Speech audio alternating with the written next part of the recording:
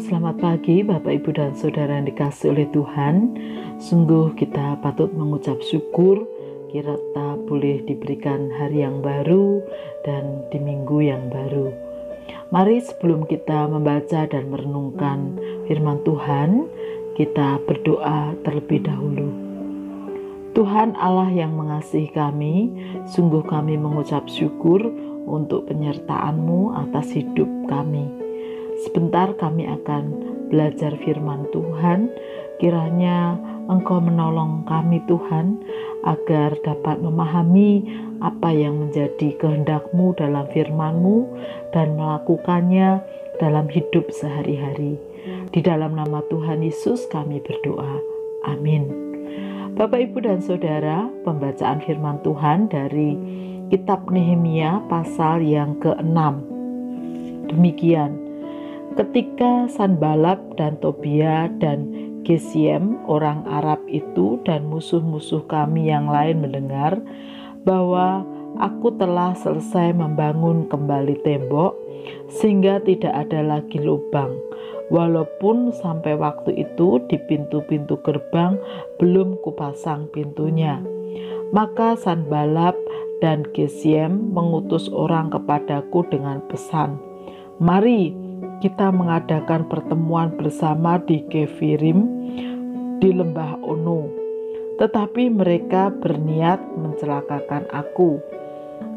Lalu aku mengirim utusan kepada mereka dengan balasan, "Aku tengah melakukan suatu pekerjaan yang besar. Aku tidak bisa datang. Untuk apa pekerjaan ini terhenti oleh sebab aku meninggalkannya dan pergi kepada kamu?" Sampai 4 kali mereka mengirim pesan semacam itu kepadaku, dan setiap kali aku berikan jawaban yang sama kepada mereka. Lalu dengan cara yang sama, untuk kelima kalinya Sanballat mengirim seorang anak buahnya kepadaku yang membawa surat yang terbuka. Dalam surat itu tertulis, ada desas-desus di antara bangsa-bangsa, dan Gasimu menawarkannya bahwa engkau dan orang-orang Yahudi berniat untuk memberontak, dan oleh sebab itu membangun kembali tembok. Lagi pula menurut kabar itu, engkau mau menjadi raja mereka. Bahkan engkau telah menunjuk nabi-nabi yang harus memberitakan tentang dirimu di Yerusalem. Demikian, ada seorang raja di Yehuda. Sekarang berita seperti itu akan didengar raja. Oleh sebab itu, mari kita sama-sama berunding. Tetapi aku mengirim orang kepadanya dengan balasan, hal seperti yang kau sebutkan itu tidak pernah ada. Itu isapan jempolmu belaka. Karena mereka semua mau menakut-nakuti kami, pikirnya, mereka akan membiarkan pekerjaan itu sehingga tak dapat diselesaikan. Tetapi aku justru berusaha sekuat tenaga. Ketika aku pergi ke rumah Semaya bin Delaya bin Mehetabeel, sebab ia berhalangan datang, berkatalah ia, "Biarlah kita bertemu di rumah Allah di dalam bait suci dan mengunci pintu-pintunya, karena ada orang yang mau datang membunuh engkau. Ya, malam ini mereka mau datang membunuh engkau." Tetapi kataku, orang manakah seperti aku ini yang akan melarikan diri? Orang manakah seperti aku ini dapat memasuki bait suci dan tinggal hidup? Aku tidak pergi, karena ku ketahui benar bahwa Allah tidak mengutus dia. Ia mengucapkan nubuat itu terhadap aku karena disuap Tobia dan Sanballat. Untuk ini ia disuap, supaya aku menjadi takut lalu berbuat demikian, sehingga aku berdosa. Dengan demikian mereka mempunyai kesempatan untuk membusukkan namaku sehingga dapat mencela aku. Ya Allahku, ingatlah bagaimana Tobia dan Sanballat masing-masing telah bertindak.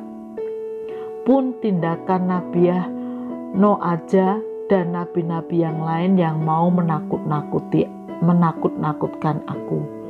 Maka selesailah tembok itu pada tanggal 25 bulan Elul dalam waktu 52 hari. Ketika semua musuh kami mendengar hal itu, takutlah semua bangsa sekeliling kami. Mereka sangat kehilangan muka dan menjadi sadar bahwa pekerjaan itu dilaksanakan dengan bantuan Allah kami. Pada masa itu pula, para pemuka Yehuda mengirim banyak surat kepada Tobia, dan sebaliknya mereka menerima surat-surat daripadanya. Karena banyak orang di Yehuda mempunyai ikatan sumpah dengan dia, sebab ia adalah menantu Sekanya bin Arah. Sebab Yonatan anaknya mengambil anak Mesulam bin Merekia sebagai istri. Juga mereka sebut-sebut segala kebaikan Tobia di mukaku, dan segala perkataanku terus dibeberkan kepadanya. Pula Tobia mengirim surat-surat untuk menakut-nakutkan aku. Bapak, Ibu, dan Saudara yang dikasihi oleh Tuhan, salah satu cara untuk melemahkan semangat adalah dengan menakut-nakuti. Hal itulah yang dilakukan Sanballat, Tobia, Gesem kepada Nehemia yang sedang menyelesaikan pembangunan tembok Yerusalem. Cara yang dipakai untuk menakuti Nehemia adalah diantaranya mengajak bertemu di suatu tempat tanpa tujuan yang jelas. Kedua, membuat cerita-cerita bohong supaya Nehemia mau segera bertemu.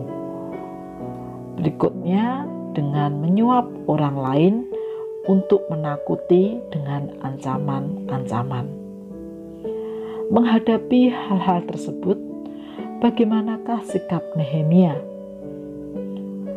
Yang pertama, Nehemia terus berdoa memohon hikmat pada Tuhan, karena ia sadar bahwa ia membutuhkan kekuatan dan hikmat dari Tuhan dalam menghadapi ancaman-ancaman tersebut.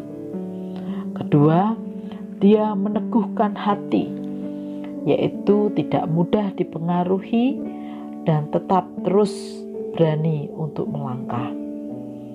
Yang ketiga, fokus pada penyertaan Tuhan dan pekerjaan yang Tuhan percayakan untuk dilakukan. Bapak, Ibu, dan Saudara yang dikasihi oleh Tuhan, tak jarang kita juga menghadapi orang-orang yang sengaja menakut-nakuti kita. Dan tak jarang pula kita juga terjebak di dalamnya, sehingga tidak memiliki semangat dan malah hidup dalam ketakutan. Bahkan juga sering kita melihat atau kita jumpai anak-anak kecil ditakut-takuti dengan cara yang berbagai macam. Oleh karena itulah kita menyadari bahwa ada begitu banyak orang-orang yang sering justru berusaha melemahkan semangat kita. Bagaimanakah cara atau sikap yang harus kita ambil di dalam menghadapi situasi tersebut? Tentu kita belajar dari Nehemia.